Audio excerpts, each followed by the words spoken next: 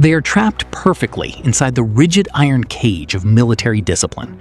To refuse a direct order to advance is considered absolute treason. It is a crime punishable by death in front of a firing squad made up of their own friends.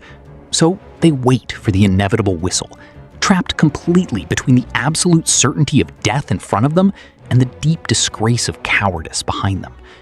The junior officers look at the terrified, pale faces of their young men. Many of these officers are just normal school teachers or bank clerks who join the army out of a deep patriotic duty.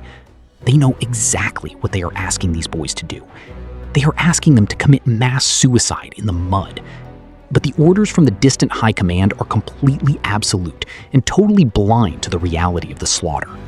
The shrill, mechanical scream of the silver whistle pierces the heavy air once again. It is a terrible sound that will violently haunt the dark dreams of the few survivors for the rest of their natural lives. The boys of the second wave begin to climb the slippery wooden ladders. As they lift their heavy steel helmets above the parapet, they are greeted by a sight that completely breaks their minds. The previously empty space of no man's land is now entirely covered by a massive, continuous carpet of khaki fabric. It looks exactly as if a massive brown snowstorm has completely blanketed the entire valley.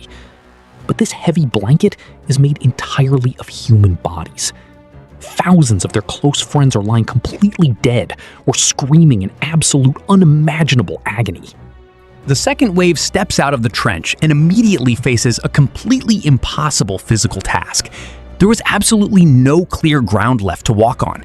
In order to move forward, they are forced to literally step directly on the ruined, bleeding bodies of the first wave.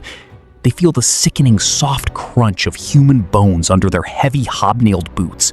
They look down and clearly recognize the torn faces of boys they went to school with.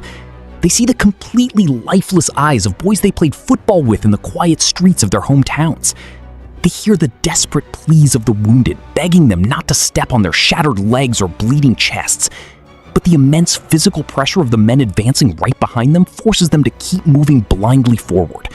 They are forced to trample their own brothers deep into the bloody mud.